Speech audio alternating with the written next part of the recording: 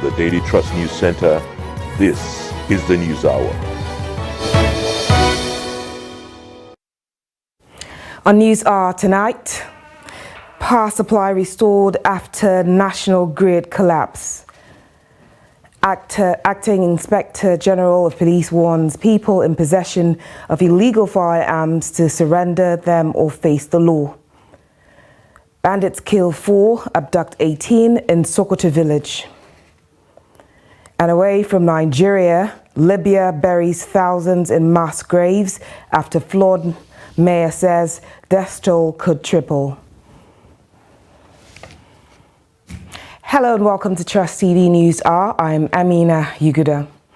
Now, power supply has been restored after the national electricity grid collapsed on Thursday. The grid collapse led to a massive loss of supply to power distributors nationwide. But hours after, the Eco Electricity Distribution Company said power supply has been restored. The Transmission Company of Nigeria, TCN, had earlier confirmed the collapse of the national grid, but assured that efforts are in top gear to fix the problem. The TCN General Manager, Public Affairs, Ndidimba, in a statement said that the grid restoration nationwide is in progress and has reached advanced stages with power supply now available in the west, north, central and south. The TCN explained that the collapse occurred after a fire on Kenji Jebba 330 kV line. The TCN claims it is investigating the matter to forestall future occurrences. Now here's a rundown of the national electricity grid failures in the past 6 years. In 2017, there were 15 failures. In 2018, the country recorded 12 incidences, and by 2019, there were 9 failures. In 2020, the grid collapsed 4 times. By 2021, there were 2 failures. In 2022, there were 4 incidences, and this year, we've had just 1 collapse of the national grid. From 2017 till date, Nigeria has recorded 47 grid collapse incidents. Now, earlier, the former acting managing director, Transmission Company of Nigeria, Atiku Tambuwal, said a lasting solution should be provided to prevent incessant collapse of the country's national grid. He said this on Trust TV's Business Daily program. Yeah, I think the grid has really enjoyed some relative stability over the first 1 year, because we have done a lot of things to stabilize it in terms of generation and in terms of maintenance of the transmission lines. But this is really surprising that it has happened after a long delay, but then it can be attributed to many factors, which some are unpredictable and some are beyond the control of the operators. Mostly voltage and frequency are the determining factors. A large excursion in this means if there are a big variation in frequency and voltage, the system is bound to collapse. Yes, there are a lot of work that can be done, and I know a lot is being done to address that. Particularly the generation side, if it is stabilized, that we can be able to generate slightly above or at least what we require, which I can assure you is not possible for now. What we require, we know, is in excess of a minimum of 20,000 megawatts, and we are on 4,000 megawatts, 5,000. So you can see that gap is still there. So unless we are able to bridge that gap, that is when we can say we have permanently eliminated system collapse from generation side. And on the transmission side, we have a lot to be done in terms of maintenance of the line, expansion of the lines, so that power is delivered to where it is required in our in the country, and also maintain it, because a slight obstruction on the line, if it trips, if it is 330 kV line, a large chunk of load will be reduced, and this will cause higher frequency, and the system will not absorb it. Also, there are other variables like spinning reserve, which is also to be provided so that when such collapse is bound to happen, when there's this imbalance, this spinning reserve we have in generation will come up to save the system. It's just like shock absorber, but it's virtually non-existent now. So unless and until we are able to reach that stage where we have adequate spinning reserve, we will continue to have this kind of instability in the system. Well, it takes a lot for us to achieve that. We have to have the commitment from government, commitment from industry players, both in terms of generators, the transmission of cost, and also the distribution side. We all have to collaborate. We have to synergize so that whatever is available, we make use of it optimally and also look at the system where we have deficiencies and address them adequately. I think this presidential power initiative is one of those measures that has been considered to eliminate this kind of instability. I believe we will get there one day. It just needs commitment from all sides. Residents of Abuja, the nation's capital, have called on the federal government to ensure that effective steps are taken to avert the frequent collapse of the national grid. They made the call while speaking to Trust TV on the negative impact on small businesses. Our reporter Amina Ibrahim has more. In the early hours of Thursday, residents of Abuja experienced total blackouts, with business owners left in the dark. For many, running generator as alternative power source for their businesses is gradually becoming a luxury that only a few can afford due to the fuel subsidy removal. Actually, I just woke up in the morning during the night, and I noticed the light just get low, and that's all. When I came to work, I noticed no light, and nobody tell us what happened. Everywhere, the country was just shut down. Everywhere, no light. Nobody explained. Nobody tell us anything.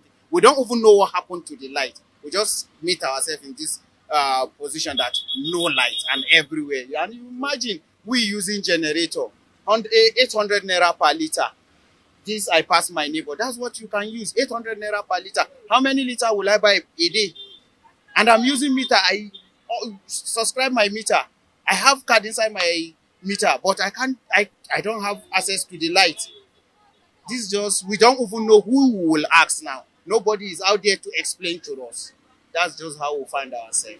Abubakar Dayebu, a small business owner, said electricity is very important to the life of an individual, especially businesses, because of its vital role across all sectors of human life. They lamented how customers are disappointed when they come pick up their appliances when not fully charged due to the lack of electricity, which they added slows their operations. Like today, I couldn't finish my customers' hair. I was supposed to use lights, and the gen we have was giving us some challenges because of the fuel issue. So we were unable to finish the hair, and the customer wasn't happy. She was so angry about it. So the lights issue has been a big problem to us here in this area. Since where our generator gets spoiled, we could not be able to repair it, and even the oil is cost. We have oil is very cost, so we could not be able to use generator to do work, because if you charge customer for the money of oil, they'll say they could not be able to pay it, and the amount you use to buy oil is becoming too much for us. They called on the government to do more to avoid future reoccurrence of the national grid collapse to enable Nigerians, especially business operators, to function effectively. In Abuja, Amina Ibrahim reporting for Trust TV News. Now, the Acting Inspector General of Police, Kayode Egbetokun, has ordered illegal firearms owners in the country to submit their arms at the nearest police station within their locality or face the full wrath of the law. Egbetokun gave the order at a press conference. He highlighted the successes of the Nigerian police in the past 5 weeks. He also hinted of the police's stand on security checkpoints, off-cycle elections in November, and other security problems. Neil Sampson has more. Acting IGP Kayode Egbetokun, while highlighting the successes of the Nigeria Police Force in the past 5 weeks, said his warnings to those in possession of illegal firearms in the country became imperative to ensure that such arms do not pose a threat to the nation's internal security. The Nigerian Police Force has effectively disrupted multiple infamous criminal syndicates involved in organized crimes. All individuals involved in the wrongful possession of arms and light weapons are hereby warned to submit such illegally possessed weapons to the police at the police station nearest to them. This will attract no sanction. The acting IGP, who ordered all state commissioners of police to dismantle all non-security checkpoints across the country, also addressed security concerns ahead of the off-cycle election in November. We are equally aware of the challenge posed by the continued presence of unauthorized persons on the various highways around the country in the guise of revenue collection, who constantly constitute nuisance on the highways by obstructing the flow of traffic and engaging in mischievous activities such as the seizure of vehicles, collection of fines, and other unlawful activities. All state commissioners of police are hereby directed to immediately commence the dismantling of such non-security checkpoints within their areas of responsibilities. What we are doing to secure the elections in the 3 states that we're having elections in November. Well, it's an off-season election. We are going to leverage on the fact that the elections are limited to just 3 states to deploy adequately for this election. Egbetokun also addresses issues around cyber crime. In response to the escalating cyber threats targeting the banking and financial sector, as well as the unfortunate incidents of several unsuspecting members of the public falling prey to high-yield investment fraud, the Nigerian Police Force National Cyber Crime Center, NPF-NCC, was given approval to convene a pivotal symposium which brought together compliant and fraud desk officers from various banks across the country, with the primary objective of fostering active collaboration and engagement in our ongoing fight against cybercrime. The acting IGP further reaffirmed the commitment of the police towards the safety of lives and properties of Nigerians. Noel Samson, Trust TV News, Abuja. The Sokoto State Police Command has confirmed the killing of 4 people and abduction of 18 others in Giawa village of Goronyo local government area of the state. Spokesman of the command, ASB Ahmed Rufai, said the assailants also carted away valuables, including livestock. According to Rufai, 7 of the abducted victims later escaped and returned to the community. However, many residents have fled the community. Rufai assured that operatives of the command are on the trail of the assailants, adding that efforts are underway to ensure that normalcy is restored in the community. Although the police maintain that only 11 people are still being held by the bandits, a source in the community alleged that over 30 people were abducted. The Daily Trust reporter in Sokoto, Abubakar Imam, is joining us live for an update. Abubakar, can you tell us any more information about the abduction?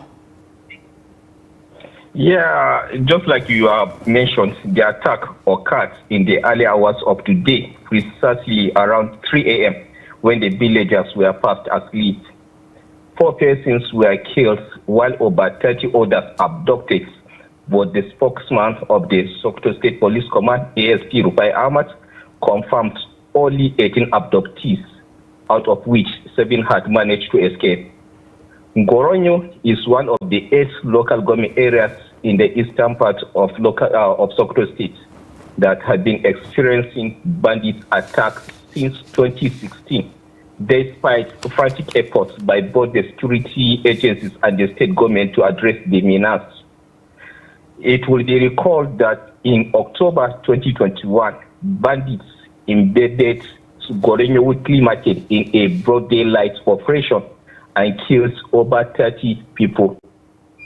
However, the police public relation officer had disclosed that their men are on the trail of the perpetrators of the attack, and we are waiting to see if this assurance will not be the usual assurances we had been hearing that never turned to fruition.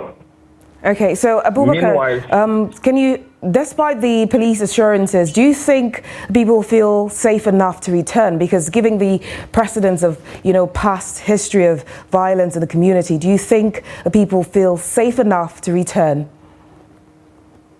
Yeah, according to the spokesman of the command, normalcy is returned in the area and people have started coming back to the village. That's what he told us. That's the latest from the command. Now, and we, even the past, experiences, attacks that happen in some remote local government, remote communities in the area. After the attacks, maybe few weeks after the attacks, you will start people coming back to their villages because these people are farmers, so they don't want to go far from their farmlands. That was why even when there was, a kind of effort by the state government to relocate some of these villagers to a safer place, that didn't, work out because the villagers only stay in their new place for some weeks, and they started going back to their villages. Okay. All right. So, Abubakar, thank you for that update. Hopefully, the authorities concerned are paying attention and will take steps to make sure that the situation is remedied. That was Abubakar Imam, our man in Sokoto, giving us an update about the abductions in the Goronyo community. Now, the military high command says it will not allow troops give breathing space to those aiding and abetting terrorists in mining areas. The military also vowed to track down sponsors of illegal mining, particularly in the areas where terrorism grows on a daily basis. The decision is based on its resolve to get rid of the criminals. The Director of Defense Media Operations, Edward Buba, a Major General, disclosed this at Defense Headquarters during a press briefing on Thursday. He said the military is up to the challenge more than ever. He revealed that military officers strategically deployed around the country are working closely with other security agencies to fish out the perpetrators. According to him, the ongoing operation reflects the commitment of the military to end terrorism and insurgency in the country. The armed forces will therefore remain focused in the conduct of its operations in support of national security interests. Now, parents of Al-Amin Abubakar, a student of Architecture Technology, Hassan Usman Katsina Polytechnic, are demanding justice for their son. He was killed by a vehicle after school. A pickup truck belonging to the civilian JTF was allegedly involved in the accident. Abdullah Yamadi has the rest of the story. The 24-year-old Al-Amin was on his way home from school when a white Hilux van with a hidden number plate on high speed hit the commercial tricycle he boarded. This forcefully pushed the tricycle off the road and Al-Amin died on the spot. Al-Amin's corpse and two passengers who sustained injuries were rushed to Katsina General Hospital by the occupants of the Hilux vehicle with the help of some Samaritans. The occupants of the vehicle disappeared afterwards. We pray that the Almighty Allah listen to Jannatul Firdaus and give the parent fortitude to bear this irreparable loss. On behalf of NTA Katsina and NTA family here in Katsina State, we are condoling the family of Alhaji Muhammad Abubakar, Zonal Director of Maiduguri Network Center. Inna lillahi wa inna ilayhi raji'un. I'm here to share a very sorrow event for the death of our child. May his soul rest in perfect peace. The matter was not reported to the relevant authorities. However, father of the student, Muhammad Abubakar, who is the Zonal Director NTA Maiduguri Network Center, has petitioned security agencies and all human rights groups in Katsina to ensure justice for Al-Amin. The Commissioner of Police, Katsina State Police Command, CP Aliyu Abubakar Musa, PSC Daga, received a complaint letter in regards to the incident And upon receipt of that letter, he has already minuted and directed for diligent investigation into the matter, and in no time, inshallah, justice will be served. Abdullahi Ismayamadi, Trust Television News, Katsina. The Senate on Thursday threatened to take legal action against the leadership of the Nigeria Labour Congress, NLC, over the claim that lawmakers got 100 million naira each as palliatives from the federal government. An aide to the NLC president, Christopher Onyeka, was reported to have said members of the National Assembly received 100 million naira each to cushion the effect of the petrol subsidy removal. The Senate spokesperson, Yemi Adaramodu, dismissed the claim, describing it as strange, ludicrous, and unthinkable. Adaramodu, in a statement on Thursday, said the claim was another satanic ploy of a miserable gang of media and political dark angels to bring the Nigerian parliament into disrepute and pitch the legislators against the Nigerian public. He urged the public, and especially the Nigerian workers, to disregard the claims.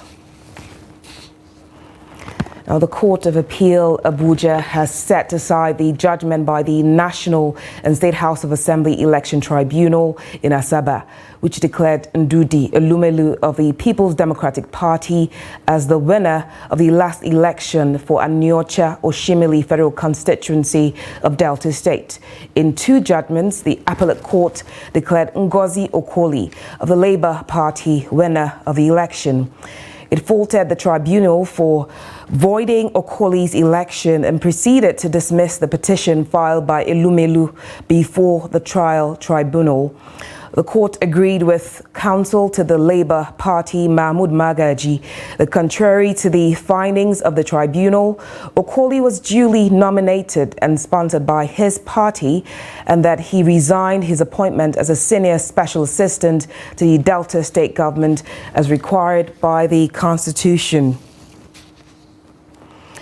Now, the Governorship Election Petitions Tribunal in Lafia, Nasarawa State, has reserved judgment in the petition by the governorship candidate of the People's Democratic Party, David Umbugadu. He was challenging the declaration of Governor Abdullahi Sule as winner of the March 18th election in the state.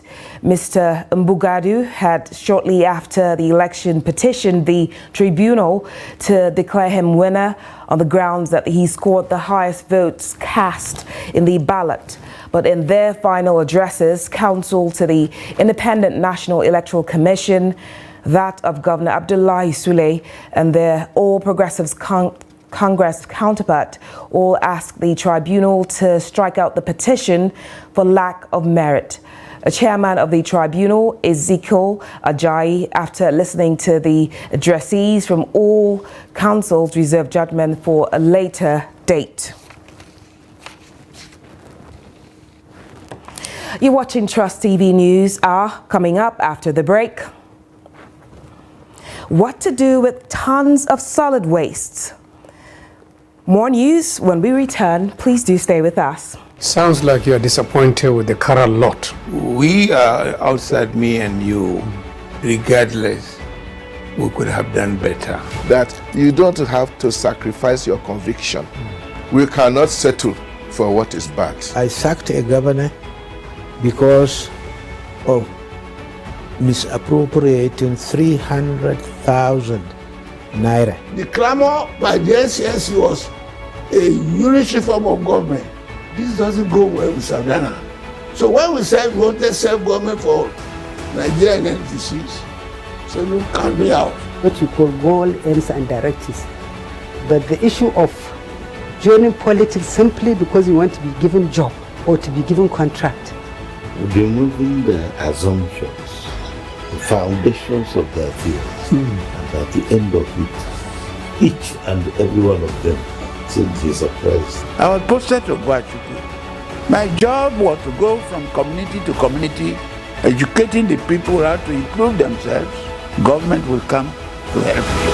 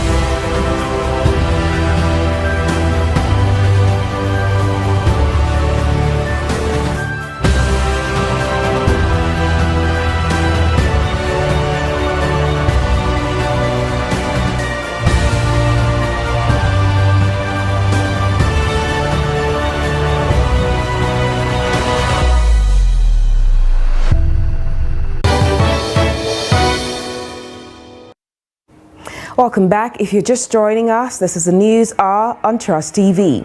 Here's a recap of some of our top stories. Power supply restored after National Grid collapse.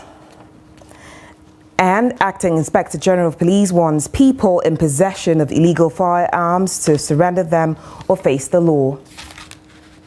Now to more news.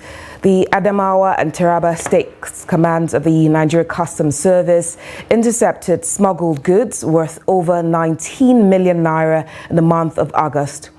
A customs area controller in charge of the command, Salihu Abdullahi, disclosed this to newsmen while displaying the seized items in Yola on Thursday. The items recovered include the 200 pieces of raw donkey skin, 127 bags of foreign rice, and 12,355 liters of fuel. He assured that the command will ensure that smuggled items within the area of coverage will be drastically reduced. Due to align with the presidential mandate, security, economy, job creation, agriculture, infrastructure to develop the country, and in line with the policy thrust of the Acting Controller General of Customs, CGC Bashir Adewale Adeni, MFR, appropriate collection of revenue, prevention of smuggling, and trade facilitation. The command will not rest on its oars until the menace of smuggling is significantly suppressed. President Bola Tinubu says a report on livestock reforms, which he received on Thursday, is a panacea to incessant conflicts between farmers and pastoralists in the country. He spoke at State House, Abuja, when he was presented the report by a delegation led by the national chairman of the All Progressives Congress, Abdullahi Ganduje. Kehinde Amodu reports. The age-long conflict between herders and farmers in Nigeria has resulted in the loss of lives and livelihood and has created a subversive security situation in the country. It has also resulted in low productivity from the sector, making Nigeria an import-dependent economy and draining scarce foreign reserves used for importing dairy, meat and other livestock products. President Tinubu is convinced that the inability to solve the He says the federal government under his watch is ready to take drastic steps to solve the problem in line with recommendations in the report. Plan to acquire land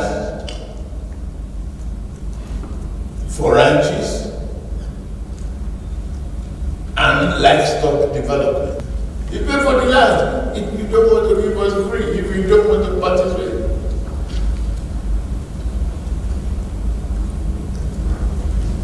And imagine you create this opportunity. It's a life-saving opportunity that we have.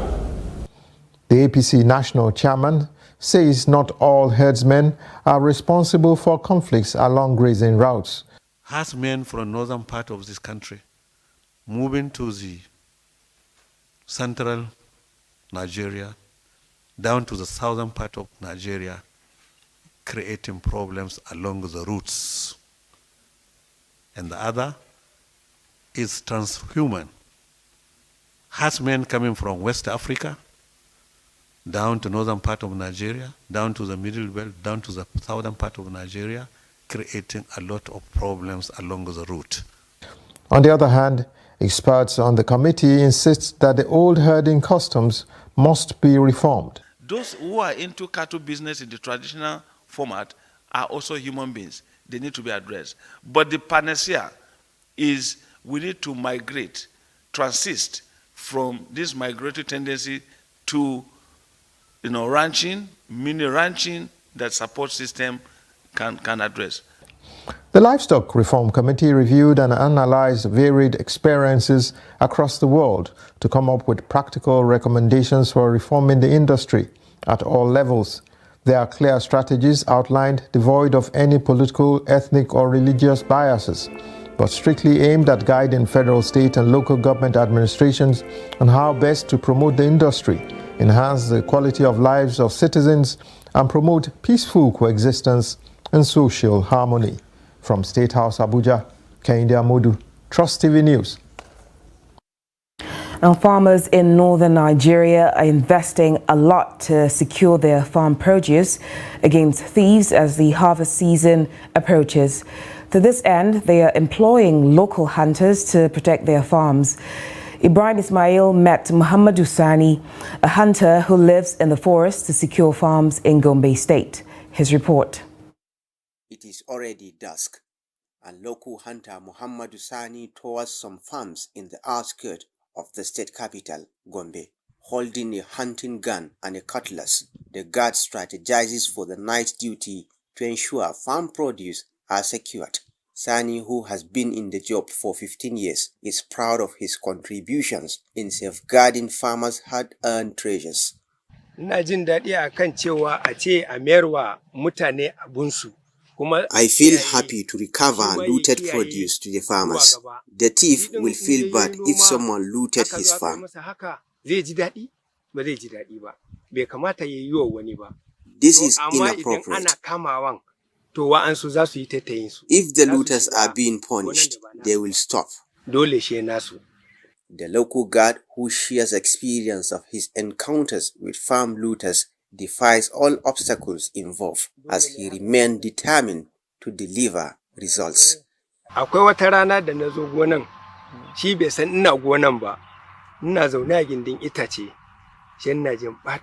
There was a time I caught a thief looting a farm. He wasn't aware of my presence. I heard him harvesting the produce. I threatened to shoot him when he tried to escape.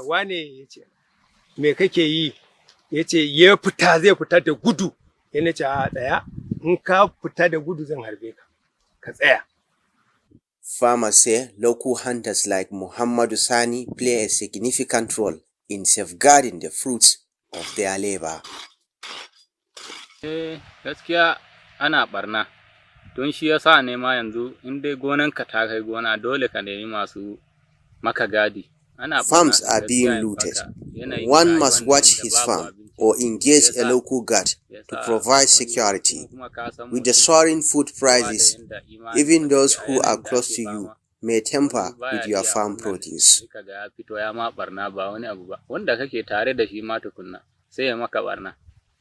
Sani believed that hunters will assist security agencies in securing the country if given the necessary support by the government. We want the governor to assist us with operational vehicles. We can secure communities as well, not just farms. Farmers often record pockets of looting of produce before or during the harvest season, a situation that forces some farmers to spend nights in their farms. Ibrahim Ismail, Trust TV News, Gombe. Now, farmers have adopted a new technology developed by the Institute of Agricultural Research, IAR, ABU Zaria, to boost maize production in the country. The Taylor maize technology developed by agricultural scientists and researchers of the Institute not only gives high yield to farmers, but also resists fall, armyworm, stem borers, and tolerates moderate drought. The Executive Director, IAR, ABU Zaria, Muhammad Faguji Ishaku, stated this during the Taylor Maize Farmers Field Exercise at Kakangi Village in Giwa local government area of Kaduna State. The report. The agricultural expert said the Taylor maize variety, which is pest-resistant, will save the country billions of naira spent annually on the importation of insecticide against pests that destroy crops and lead to yield. While applauding farmers that adopted the Institute technology, the agricultural expert said it was because of the confidence farmers have on the IAR that made them adopt the technology without trial. At the Institute for Agricultural Research, it is our pride to see that our technologies such as the Taylor maize is being adopted and translated into economic development of our country.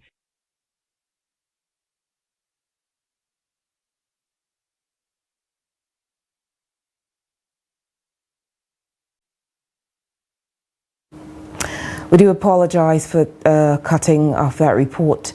Now, moving on to more news. Businessmen go to markets in Jigawa to buy millet from farmers for onward delivery to the Niger Republic. These markets include Shuwaring Market, Gwangu Market, Malamaduri Market, Larabar Tambaring Gwani, Kiawa Market, amongst other mini markets in the state. The largest, Magatari Market at the Nigeria-Niger border, serves as a place where the millet is stored and exported to Niger Republic. Bashir Badamasi, who's a Bureau de Change agent at the market, told Daily Trust that the market is always filled with millet and sold at low prices. Suleiman Mohammed, a farmer in Duse local government, said he sold his millet 2 weeks ago at 750 naira per mudu, but when he went back to the market this week, the price has skyrocketed to 1,100 naira.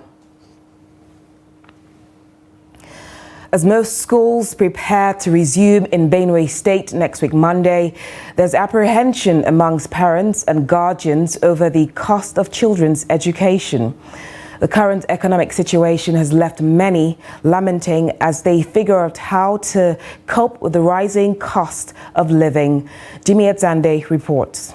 The parents and guardians are worried about the economic situation occasioned by the subsidy removal, which has put a strain on the income of many families. Because what we were paying before, at resumption, they said it is no longer that way. Little that we have kept in the bank is not even able to clear up whatever we're supposed to pay this time. So it is actually hard for all parents. It's hard for me, I don't know for other parents, but I believe it's applicable to other parents. But we are believing God for things to get better though. They also complained the salaries have not increased, whereas cost of goods and services has tripled in this state. At least the burden of them being home all through the break period and the disturbance and all that, it will actually lessen the troubles or the problem or challenges of the parents. But based on the economic situation, you can find out that you can see that even taking them to school, the transportation, fueling the car, buying of their snacks, since everything now is on the increase, coupled with the fact that our salaries are not even increasing in any way, it's still the same at the same point. So I think it's telling on us parents, but we always find a way around all these things because our children definitely have to go to school. But in spite of these challenges, some feel lack of preparedness by parents and guardians is a major problem. Yes, there are a lot of challenges, but there's also a challenge that you cannot let aside because everything needs preparations. Assuming your child has come back in September, in August, as you resume back in September, start preparing the very day he arrives from school, so that on the day of resumption, he goes on time. Not just waiting until the school resumes before you start preparing for his. That will take you 2 or 3 weeks before he will resume. As Trust TV gathered, there are indications that most sponsors will relocate their workers to schools where they can spend less in school fees and transportation fares. Jimmy Azandi, Trust TV News, Makurdi. Social media has transformed interpersonal communication by bridging the gap created by time and space. But this is not without the negative impacts on social interaction. With the spread of online hate speeches and stereotypes, stakeholders are now developing a chatbot that could enable early detection of online conflict to mitigate escalation in offline spaces. The report. In May 2022, a voice note on social media by Deborah Samuel, a student of Shehu Shagari College of Education, Sokoto, sparked outrage on the campus, leading to the killing of the student by angry mob. Deborah was accused of blasphemy after reacting to a religious post in a group chat she believed should have been reserved for academic purposes. The incident remains a reference point in demonstrating the link between online conversations and its consequent reaction offline. Interim Country Director, Search for Common Ground, Fatima Abubakar says conflict-sensitive narratives online can be tackled through AI interactive tool BridgeBot. And with the rise in hate speech or harmful conversations, an attempt to want to address that, we are recently launching the Bridge Bot. It teaches you how to craft your message to put online in such a way that it takes into cognizance sensitivities around issues that could trigger violence or conflict. The AI tool, which acts as a robot, generates automatic responses in the chat, teaching users how to deal with differences and approaches to non-violent communication. With the controversy surrounding any attempt at regulating the social media space, experts say BridgeBot can detoxify the online space to allow smooth flow of communication. When you are responding to comments, you should have non-violent communication. You should know what empathy is. So when you are typing, that's your comment. You should also respond, have a response, filter within to say, if I send this, what would be the response of, the receiver? How would people perceive what I've said? We know that if, for instance, Deborah of blessed memory understood non-violent communication, she understood that there are certain comments that she shouldn't be making on the WhatsApp group, or even with colleagues offline, then I guess she wouldn't have been murdered, as it were. Nigeria is home to more than 30 million social media users, a high percentage of whom are between the ages of 18 to 34. While it is evident that the influence of technology on social interaction has come to stay, artificial intelligence now offers an opportunity to learn better communication skills with little effort. According to the Yale Center for Environmental Law and Policy, Nigeria is amongst 30 out of the 180 countries with the worst waste management practice in the world. With a score of 12.7 out of 100, Nigeria performed way below average compared to neighbors in sub-Saharan Africa like Seychelles and Equatorial Guinea, which scored 69 and 63 respectively. In this report, Newell Sampson speaks to some environmental activists on the way forward for Nigeria's waste management. Nigeria produces an estimated 32 million tons of solid waste per year, with only about 20 to 30% of it being collected and managed correctly. The remainder of the waste is either dumped in unauthorized places or burnt, contributing to pollution and health risks. Hence the need for a proper waste management system in the country. The government must try as much as possible to make sure that they carry the civil society organization, they carry them along, the religious body. Nowadays, we tend to believe our religious leader more than anybody. You understand? So religious body too should be carried along in implementing most of the government policies regarding to environmental policies. We're trying to raise awareness for climate change, trying to make people to understand the risk of especially plastic waste in the environment and how it can become a problem in the future. And also we're trying to shed light on climate finance and also losses here. So basically it's about plastic waste, raising awareness about waste management generally. The issue of waste management in Nigeria is, like you said, is a two-pronged issue. It's for the government and also for the people. So on the part of the government, I think enforcing policies, because we seem to have a lot of policies in Nigeria that are not enforced. So if we have policies that can be enforced so that the normal people, the masses, understand the implication of not following certain processes, that will help us a lot. And then on the part of the masses also, we need to really change our behavior and attitude towards waste handling.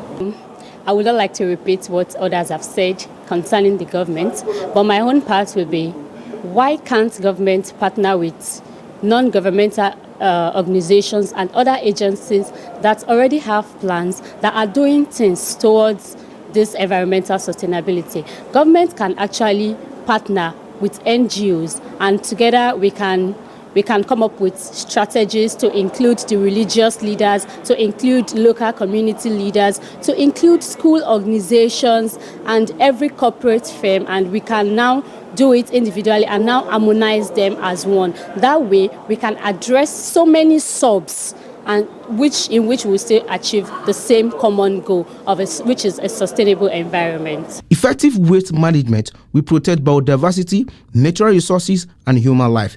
It will also have a positive economic impact as more jobs will be created as a result of running an effective waste management. Noel Samson, Trust TV News, Abuja. You're watching News Hour on Trust TV. The news continues after this break. Hello guys, welcome to Showtime. I don't even believe there's any other industry that will handle me like the movie industry. Yeah. I told you I'm deep and soaked into movie industry. In secondary school, there's Fatima and Mariam Adamu, and then we sort of took the names of the characters in that cartoon. I think entertainers themselves need to wake up and smell the coffee and say, diversification is the way to go. Yes, you can sing or make great beats or act in a film, but what else can you do? I became one of the best makeup artists in Nigeria. I won AMA Award Best Makeup Artist. Do you think we are I read the fool do when I talk to you, you start straight. Attention!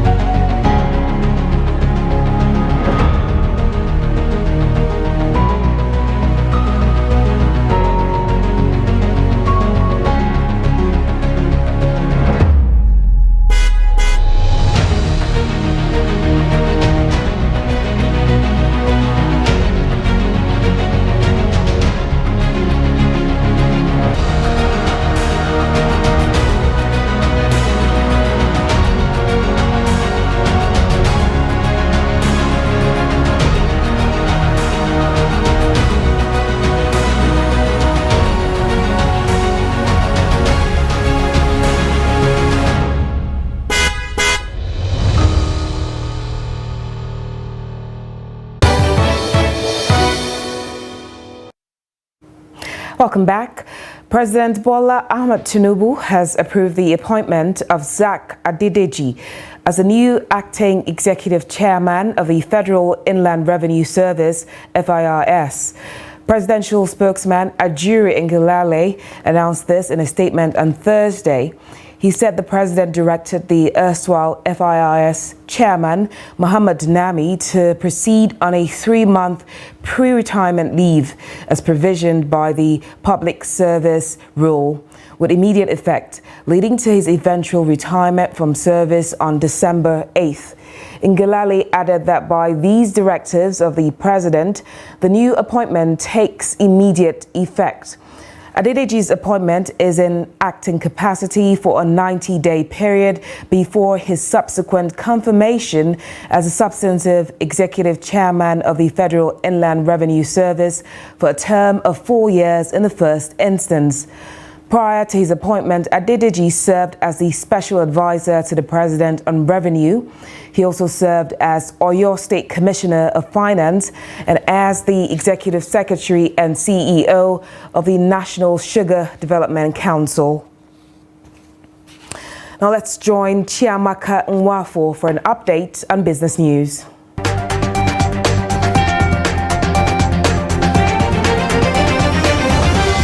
With over 133 million people in Nigeria affected by multi-dimensional poverty, the World Food Programme, WFP, says it is committing to spend $2.5 billion to fight hunger in Nigeria in the next 5 years. Country Director of the WFP, David Stevenson, made this known when he led a team from the United Nations agency to visit the Minister of Humanitarian Affairs and Poverty Alleviation, Betta Edu, in her office. Stevenson said that 2.1 million Nigerians have already been captured as beneficiaries of the program, a figure that will be expanded with the help of the Ministry of Humanitarian Affairs and Poverty Alleviation. The minister, Betta Edu, commended the WFP country director for the visit and financial support. She said the Zero Hunger is one of the projects her ministry has initiated as part of poverty and humanitarian response efforts.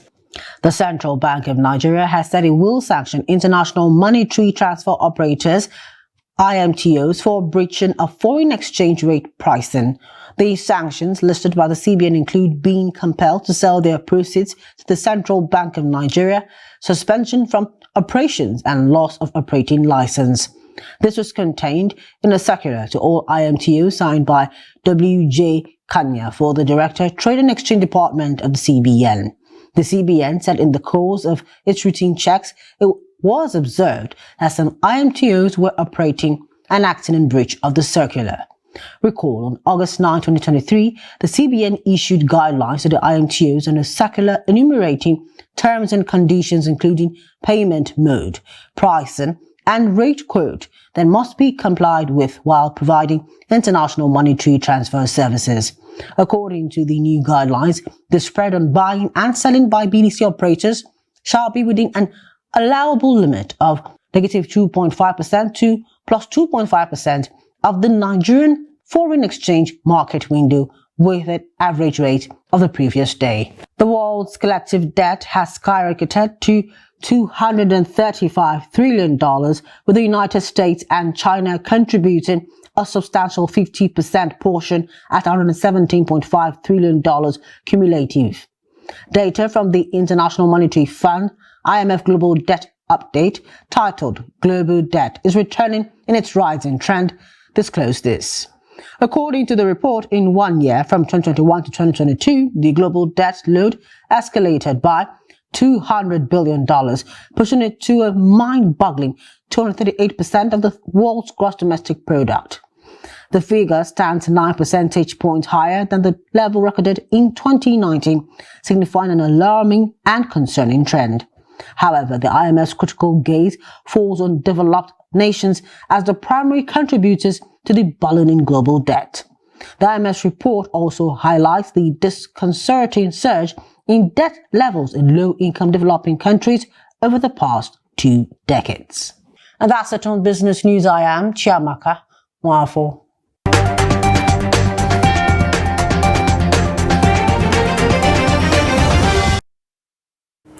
Away from Nigeria, Eastern Libya's Health Minister Othman Abdul Jalil on Thursday said Derna has begun burying its dead mostly in mass graves.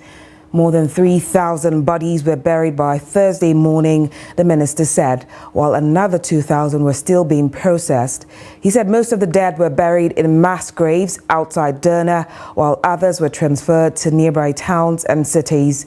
Abdul Jalil said rescue teams were still searching wrecked buildings in the city center, while divers were combing the sea off Derna.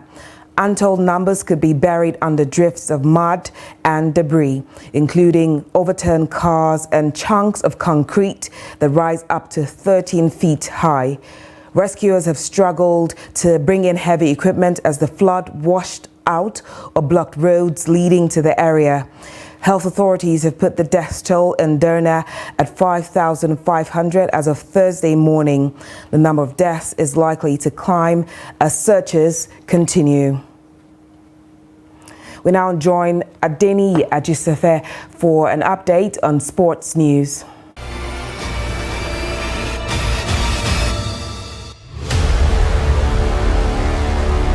African Soccer Governing Body CAF has joined millions of football stakeholders to celebrate Nigerian Super Falcons star Disara Okoranozie, who retired from football. The 29-year-old attacker announced her retirement from the game on Wednesday to the surprise of many football followers across the world. The lanky attacker, who began her journey with the national team in 2010, was part of the Super Falcons team at the 2023 Women's World Cup in Australia and New Zealand. CAF heaped praises on Okoranozie and wished her well in her future endeavors. Okoranozie started her career at Bayelsa Queens in Nigerian Women's Championship and moved to Delta Queens in 2010. She made 35 appearances for Super Falcons, scoring 22 goals. Her last club was Wuhan Jiangyan University FC, a Chinese professional football club located in Wuhan, China. And still on football, Nigerian Napoli striker has been nominated for FIFA the Best Men's Player of the Year award after a stellar season for club and country. The forward was named in 12-man shortlist for the award alongside other European stars. Osimhen had a campaign to remember as he led Napoli to the Scudetto with 26 goals. The former Lilleman scored 10 goals for Nigeria as they sealed their ticket to the 2024 AFCON in style, including a hat-trick against Sao Tome and Principe in their last match. Osimhen is the only African on the shortlist alongside Lionel Messi, Erling Haaland, Kylian Mbappe, Rodri, Julian Alvarez, Marcelo Brozovic, Kevin De Bruyne, Ilkay Gundogan, Vishak Rashgelia, Declan Rice and Bernardo Silva. Osimhen is a nominee for 2023 Ballon d'Or. That's Sport News. I'm Adeni Ajishafe.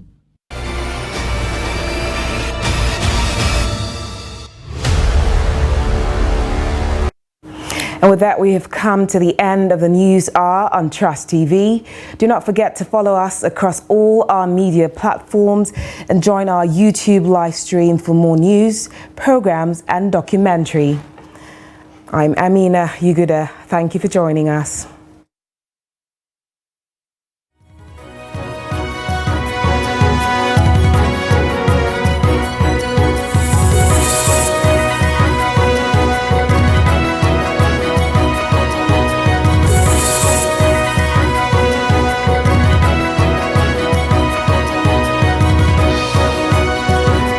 From the Daily Trust News Center, this is the News Hour.